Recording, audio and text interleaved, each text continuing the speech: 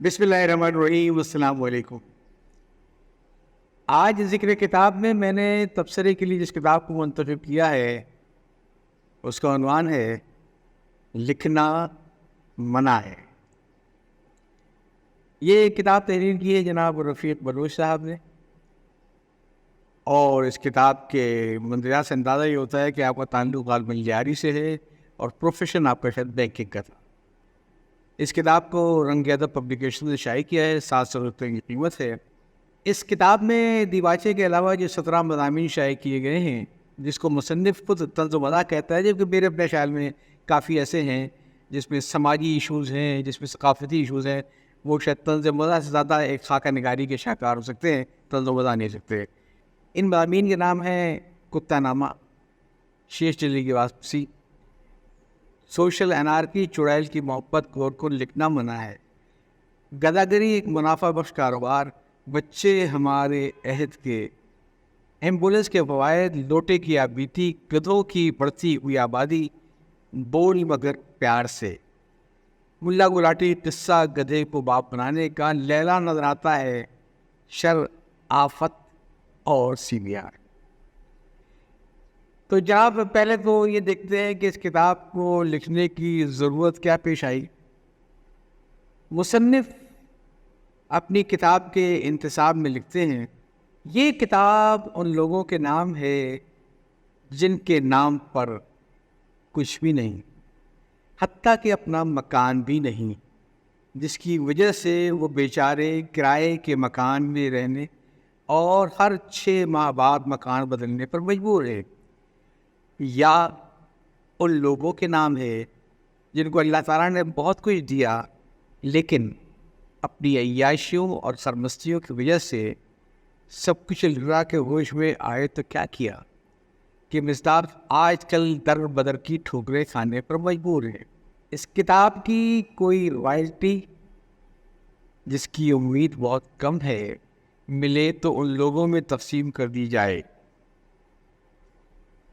ان کا یہ انتصاب پڑھ کر مجھے انہی کا ایک مضمون شیخ چلی یاد آیا، جس میں انہوں نے نوجوانوں کو نصیحت کی ہے کہ خواب نہ دیکھا کریں۔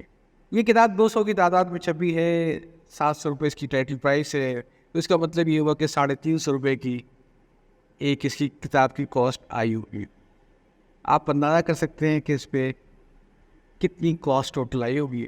اور اس کتاب کے اوپر بقول انور علی صاحب 1 لاکھ روپے کا قرضہ بھی ہے جو چھاپنے کے لیے دیا صاحب۔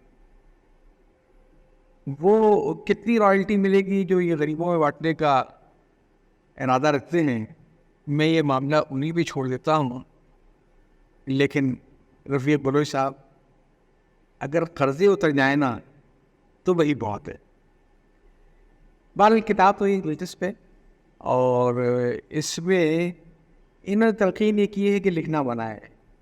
اس کی وجہ یہ اپنے مضمون لکھنا منع ہے بھی کچھ یوں بیان کرتے ہیں، مانا کہ میری جان ہے دیوار تمہاری، لکھنے کا عمل اس پہ مگر اب بھی ہے جاری، دیوار کسی کی بھی ہو لکھنا ہے میرا کام، ہے اصل میں یارو مجھے لکھنے کی بیماری۔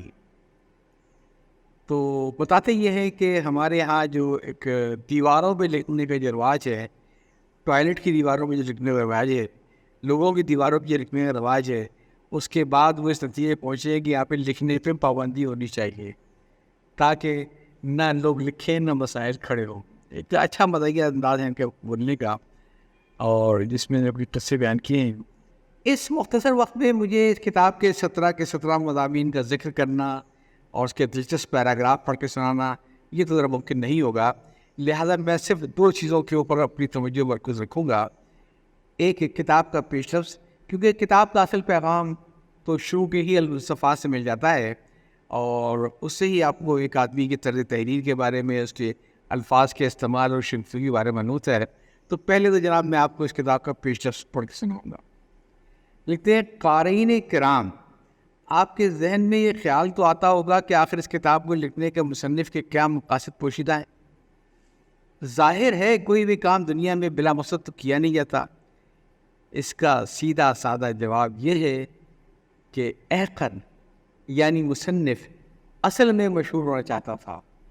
اس کے لیے دوسری فیلڈ میں بھی کوششیں کی لیکن بجائے مشہور ہونے کے بدنام ہو گیا. ایک مرتبہ محلے میں کونسلر کے الیکشن میں حصہ لیا مگر ضمانت ضبط ہو گئی. بعد میں پتہ چلا کہ مجھے میرے گھر والوں نے بھی ووٹ نہیں ڈالے. اس کے بعد کئی ماہ تک گھر والوں سے میری بات چیت بند ہو گئی جس کا نقصان بھی مجھے ہی اٹھانا پڑا. مجبور ہو کر میں نے ہی بات چیت شروع کی. اسی طرح محلے کی ایک انجمن کے جو کرتا دھرتا تھے ان کو رشوت دے کر میں انجمن کا صدر تو بن گیا مگر اس کے بعد انجمن کے 90% اراکین نے اپنا نام انجمن سے خارج کرا دیا جس کی وجہ سے ہمیں انجمن بند کرنی پڑ گئی. مشہور ہونے کی آخری کوشش میں نے اپنے علاقے کے فٹ بال کلب کا جنرل سیکرٹری بننے کے لیے کی. وہ عہدہ تو مجھے مل گیا لیکن اس کے بعد ٹیم بغیر کوئی میچ کھیلے ہی تحلیل ہو گئی. اس طرح کسی کو پتہ بھی نہ چلا کہ میں اس ٹیم میں جنرل سیکرٹری تھا. ان تمام کوششوں کی ناکامی کے بعد دل میں یہی خیال آیا کہ لکھنے سے بھی مشہور ہو جاتے ہیں جیسے الطاف حسین حالی, ڈپٹی نذیر احمد, منشی پریم چند, سعد افسر منڈو اور دور جدید میں جیسے مشتاق احمد یوسفی, ابن انشا, احمد نعیم قاسمی, اصغر ندیم سید, ابن صدفی وغیرہ.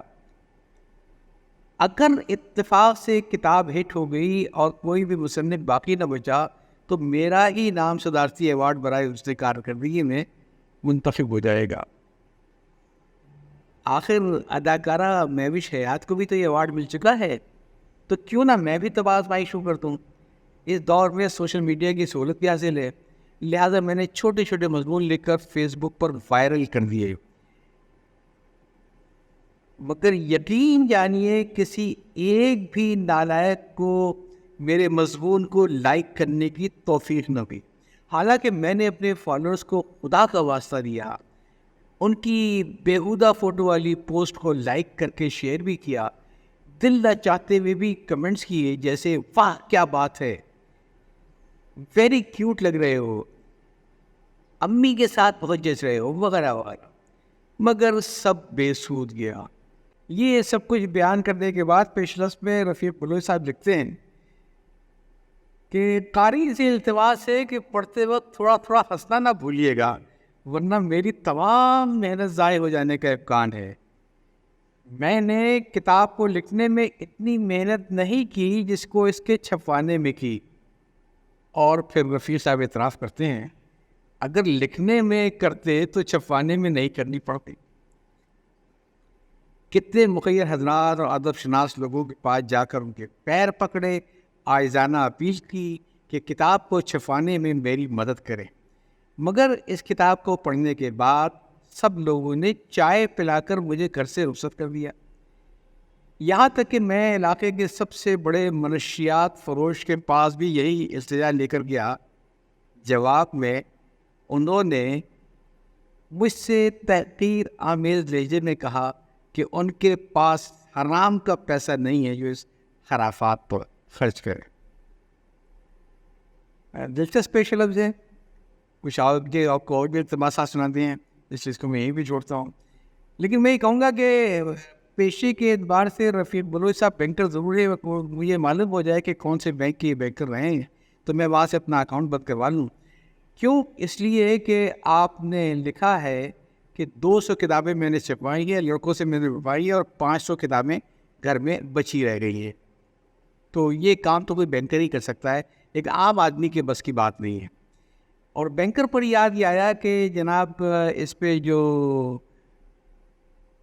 تفریح یا تنقیص لکھی ہے محترم انور علوی صاحب نے سود کے تعاقب میں, انہوں نے ذکر کیا ہے کہ یہ میرے بینک میں ساتھی تھے. ان کا مختصر سا مضمون ہے اور مجھے یہ سمجھ میں نہیں آیا کہ یہ تعریف میں ہے یا تنقید میں. کیا نثر کے اندر بھی کوئی حجو یا حزل کی کوئی شکل نکل آئی ہے جس کا یہ شاہکار ہے؟ ممکن ہے ان کا رفیق بلوچ صاحب سے رشتہ بے تکلفی کا ہو, استادی شاگردی کا ہو, لیکن یہ سب کچھ تو انہوں نے کتاب میں چھاپ دیا. اب کسی کو کیا معلوم کہ آپ مذاق کر رہے ہیں یا سنجیدہ ہیں، یہ تعریف ہے یا تنقید ہے؟ آئیے میں رفیق بلوچ صاحب کی کتاب پر انور علوی صاحب کا تبصرہ سناتا ہوں۔ زیر نظر کتاب جس کا نام لکھنے والے نے، جو خود کو اردو کا مایہ ناز مصنف سمجھ رہا ہے، لکھنا منع ہے رکھا ہے، اور بالکل صحیح رکھا ہے۔ ایسے لکھنے والوں کو لکھنے سے منع کر دینا ہی اردو ادب کی خدمت ہوئی۔ کتاب کے مصنف کا نام محمد رفیق بلوچ ہے۔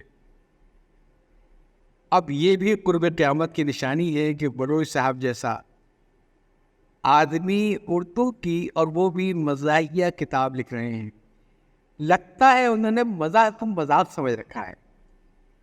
بلوچ صاحب بینک میں ہمارے ساتھ کام کرتے تھے، اکثر اردو کی املا ہم سے درست کرواتے تھے۔ جب سے ہماری کتابیں مس گائیڈ، مرزا غالب کی جعلی خطوط، سود کے تعاقب میں مشہور ہوئی، موصوف نے خود کو ہمارا گہرا دوست مشہور کرنا شروع کر دیا۔ بلوچ صاحب شاید یہ سمجھ رہے تھے کہ ہماری دوستی کا حوالہ دے کر اپنی کتاب چھپوانے کے سلسلے میں کوئی پبلشر سے رعایت حاصل کر لیں گے۔ انہیں نہیں معلوم کہ پبلشرز کتنے گھاک ہوتے ہیں۔ انہوں نے تو آج تک ہمیں کوئی فائدہ نہیں پہنچایا، جب تک پوری رقم ایڈوانس میں نہیں دی، کتاب کا مسودہ چھاپے خانے کے گودام میں پڑا رہا۔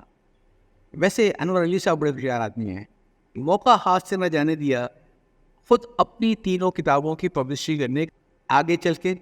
انور علی صاحب لکھتے ہیں کہ پرانی شناسائی ہونے کے ناطے میں نے کتاب پڑھنے اور اس پر تفریح لکھنے کی حامی بھری، لیکن جب کتاب کا مطالعہ کیا تو پتہ چلا کہ انتہائی فضول کتاب ہے۔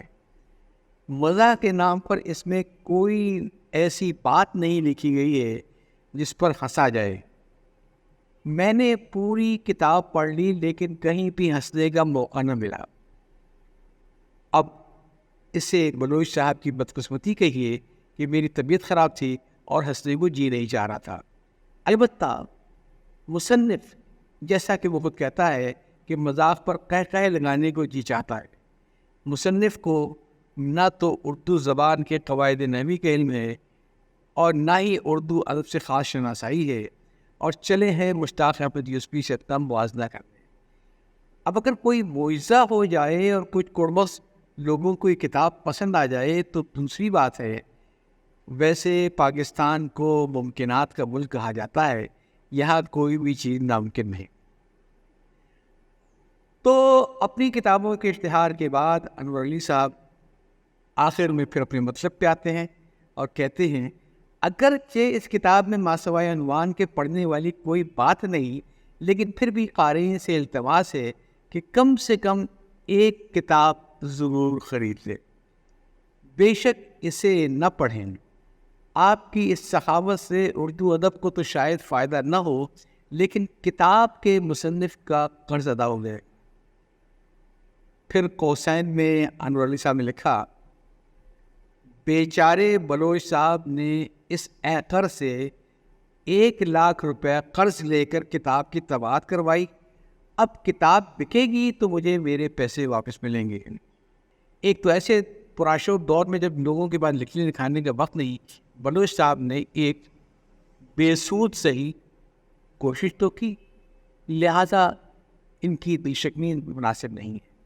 دوسرا یہ کہ آپ اس طرح کی کتابیں نہیں پڑھیں گے تو آپ کے دل میں پطرس بخاری، کرنل محمد خان، مشتاق احمد یوسفی، انور احمد علوی جیسے بلند پایا مزاح نگاروں کی قدر و منزلت کیسے پیدا ہوگی؟ باقی آپ لوگوں کی مرضی ہے۔ تو آخری سطور میں پطرس بخاری، کرنل محمد خان اور مشتاق احمد یوسفی کے ساتھ انور احمد علوی کو بھی بلند پایا مزاح نگاروں میں شامل کرنا واللہ عالم یہ مذاق ہے یا علوی صاحب اس بیانیے میں سنجیدہ ہے۔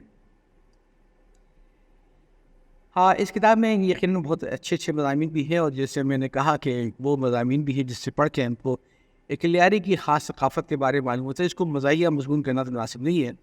ممکن ہے کہیں عنوان سے، جیسے شیخ چلی کا مضمون ہے، اب عنوان سے لگیں گے اس سے مزاحیہ مضمون ہے، لیکن ایک بہت ہی سنجیدہ مسئلے کے اوپر ہے، کوئی لیاری کا مسئلہ ہے کہ منشیات فوش کس طریقے سے وہاں کے نوجوانوں کی نسلوں کو تباہ کر دیتے ہیں۔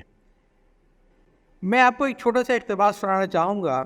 لکھتے ہیں کہ لیاری بلوچی زبان کا ایک لفظ ہے جس کے لغوی معنی قبرستان کے ہیں۔ چونکہ لیاری پہلے ایک قبرستان ہی تھا جسے اب بیوہ شاہ کا قبرستان کہا جاتا ہے، لیکن جیسے جیسے آبادی بڑھتی گئی لوگوں نے یہاں قبروں کے بجائے اپنے گھر تعمیر کرنے شروع کر دیے۔ آج بھی آپ کو لیاری کے اندر چھوٹے چھوٹے قبرستان ملیں گے۔ انسان بھی غضب کی شے ہے۔ بحر عرب کے کنارے مچھروں کی ایک چھوٹی سی اور پسماندہ یہ بستی بندرگاہ اور اناج بازار یعنی جوڑیا بازار اور کھجور بازار کے قریب ہونے کی وجہ سے مچھروں کے ساتھ ساتھ مزدور پیشہ لوگوں کا آماجگاہ بن گئی، جن میں سے اکثریت بلوچوں کی تھی جو ایران اور بلوچستان سے روزگار کی تلاش میں یہاں آتے تھے۔ اس زمانے میں لیاری ایک پرامن علاقہ تھا جہاں کے رہنے والے انتہائی سادہ لوگ اور منکسر المزاج تھے۔ زیادہ تر لوگ بندرگاہ اور قریبی بازاروں میں محنت مزدوری اور باربرداری کا کام کرتے تھے۔ باربرداری اور سواری کے لیے گدا گاڑی استعمال ہوتی تھی۔ لوگوں میں تعلیم کی کمی تھی، زیادہ تر لوگ ناخواندہ تھے، بچوں کو اسکول بھیجنے کا رواج نہ تھا۔ 100 گھرانوں میں کوئی ایک گھرانہ ایسا ہوگا جس کے بچے اسکولوں میں پڑھتے ہوں گے، لیکن زیادہ تر لوگ اس عیاشی سے پرہیز کرتے تھے۔ مذہب سے ان کی دلچسپی صرف نماز کی حد تک تھی، مذہبی معلومات نہ ہونے کے برابر تھی۔ بڑی مساجد بہت کم تھیں، لیکن چھوٹی چھوٹی مسجدیں گلیوں میں بنی ہوئی تھیں۔ اس زمانے میں لیاری میں فقہ بندی کا نام و نشان بھی نہیں تھا۔ لوگ دیوبندی، بریلوی، اہل حدیث، سلفی وغیرہ جیسے مسالک سے واقف نہیں تھے، لہٰذا زندگی بہت پرسکون تھی۔ بعض اوقات علم کی زیادتی سے بھی مسائل پیدا ہو جاتے ہیں۔ اس زمانے میں جس کی ہم بات کر رہے ہیں، لیاری میں کھانا پینا کوئی مسئلہ ہی نہیں تھا۔ صبح کے ناشتے میں بوڑھی عورتیں اپنے گھروں میں 5 پلیٹ ایک لوبیا اور کابی چنا یعنی چھولا بیچتی تھی، جہاں سے لوگ انہیں خرید کر اور تندور سے نان لے جا کر ناشتہ کرتے۔ باکلیٹ کو عموماً پانی میں حسب ذائقہ نمک ملا کر ابالا جاتا ہے۔ پکنے کے بعد اس کا چھلکا اتار کر کھایا جاتا ہے۔ بہت ذائقہ دار اور زود ہضم غذا ہے۔ مشرق وسطیٰ میں اس کو حلیم کی طرح سرائی دار برتن میں پکایا جاتا ہے اور افغانی نان کے ساتھ شوق سے کھایا جاتا ہے۔ آگے چل کے لکھتے ہیں لیاری کے بارے میں۔ دوپہر کو اسی طرح گھروں میں عورتیں بڑی بڑی دیگوں میں دال، چنا، سبزی، سری پائے اور بکری کی اجڑی وغیرہ کا سالن بنا کر فروخت کرتی۔ سری پائے لمبے پانی میں پکائے جاتے تھے جس میں تندوری روٹی بھگو کر کھائی جاتی تھی۔ روٹیاں بنانے کے لیے عموماً گلیوں میں مشترکہ تندور بنائے جاتے تھے، جہاں محلے کی عورتیں اپنا آٹا گوندھ کر پیڑے بنا کر لے جاتی اور وہاں باری باری روٹیاں اپنے تندور میں لگاتی۔ اس طرح روٹیاں بنانے کے ساتھ ساتھ سماجی رابطے یعنی غیبت، چغلی اور لگائی بجھائی کا سلسلہ بھی جاری رہتا۔ عورتیں جب گھروں کو لوٹتی تو ساتھ میں بہت سی انفارمیشن بھی لاتی۔ مثلاً فنا کا اپنے شوہر سے رات کو جھگڑا ہوا تھا۔ میاں بیوی کے جھگڑے عموماً رات کو ہی ہوتے تھے۔ اس کی وجہ یہ تھی کہ دن بھر میاں مزدوری کرنے بندرگاہ یا جوڑیا بازار میں ہوتے اور یہ شوق وہ وہی پورا کر لیتے تھے۔ فلانی کو طلاق ہو گئی، فلانی گھر سے فلاں کے ساتھ بھاگ گئی، وغیرہ وغیرہ۔ عجیب بات یہ ہے کہ تندور میں روٹیاں لگاتے ہوئے کبھی بھی عورتوں کو آپس میں لڑتے نہیں دیکھا۔ اس کی وجہ شاید خود تندور تھا۔ کوئی بھی عورت تندور میں جل کر مرنا نہیں چاہتی تھی۔ رات کو ڈنر کے لیے سڑکوں پر یا گلی کے نکڑ پر سیخ بوٹی، چھوٹی مچھلیاں تلنے اور چھولا روٹی کے ڈھابے تھے۔ مرد لوگ ان ڈھابوں پر جا کر ڈنر کرتے اور بیوی بچوں کے لیے پارسل لے جاتے۔ گھر میں کھانا پکانے کا جھنجٹ نہیں تھا، جس کی وجہ سے عورتیں بہت سکھی تھیں۔ انہوں نے اپنی تمام توجہ مردوں اور بچوں کی پیدائش پر مرکوز کر رکھی تھی۔ لیاری اپنے اسپورٹ کی وجہ سے نہ صرف یہ کہ پاکستان بلکہ دنیا بھر میں مشہور تھا۔ یہاں کا مشہور کھیل بھی اب فٹ بال ہے۔ ریاست کی سرپرستی سے محروم ہونے کے باوجود لیاری نے بڑے نامور فٹ بالر پیدا کیے۔ یہاں کے بچے بچے کی جین میں فٹ بال شامل ہے۔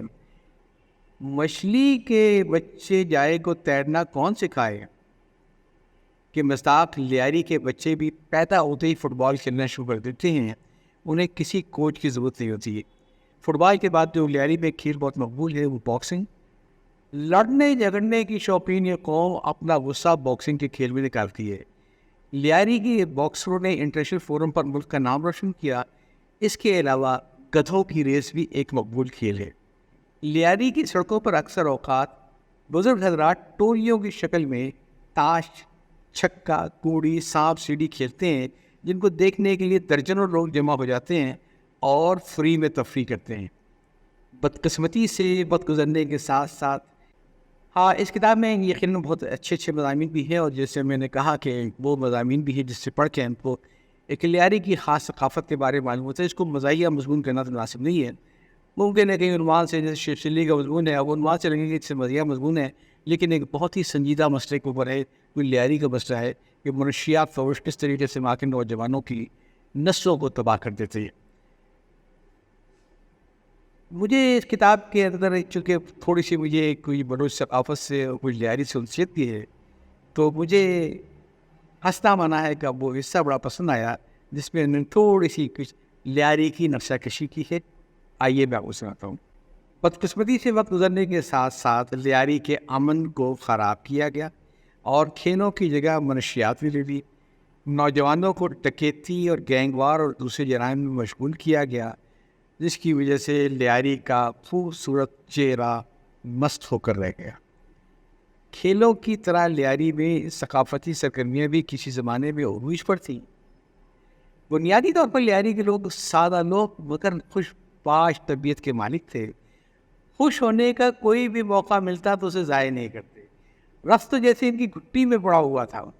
ڈھول کی آواز ان کی کمزوری تھی اور دور سے بھی آتی تو بچہ یا بڑا ناچنا شروع کر دیتا۔ لیاری کا لیوا ایک مشہور رقص ہے جس میں ایک بڑے ڈھول کو زمین پر رکھ کر پیٹا جاتا ہے اور اس کے گرد رقاص طواف کرتے ہوئے ناچتے ہیں۔ عموماً لیوا میں رقاص جنگلی گیٹ اپ کر کے تماشبین دل لبھاتے ہیں۔ غربت کی وجہ سے لباس پہن کر ناچنا رقاصاؤں کے لیے شاید ممکن نہیں ہے۔ انہوں نے جسم پر کچھ پتے باندھ کر ناچنا شروع کیا تو بعد میں جنگلی ڈانس کے نام سے مشہور ہوا۔ کوئی بھی شادی لیوا کے بغیر مکمل نہیں ہوتی۔ دلہن اپنا حق مہر تو شاید معاف کر دیتی، لیکن لیوا کے بغیر دلہا کو آنس بھی پھٹکنے نہیں دیتی۔ شادی کسی کی بھی ہو، لیوا میں پورا محلہ شریک ہو کر کاندھا اور کمر ہلانے سے اپنے آپ کو روک نہیں پاتا، یہاں تک کہ راہ چلنے والے بھی اس کار خیر میں اپنا حصہ ڈالنا نہیں بھولتے ہیں۔ لیوا کے علاوہ علاقے میں مختلف آرٹ سرکل اور میوزیکل بینڈ ہوتے ہیں جو شادیوں یا دوسری خوشیوں کے موقع پر فنکشن میں گانا گا کر لوگوں کو تفریح اور اپنے لیے پیسہ کماتے ہیں۔ فنکشنوں میں ناچنے کے لیے اکثر اوقات طوائف یا خواجہ سراب بنائے جاتے ہیں۔ شادی کی تقریبات لیاری کے عوام بالخصوص خواتین کے لیے انٹرٹینمنٹ کا ذریعہ تھی، اسی لیے شادی کے لیے دولہا دلہن کے ساتھ پورا محلہ بے چین رہتا تھا۔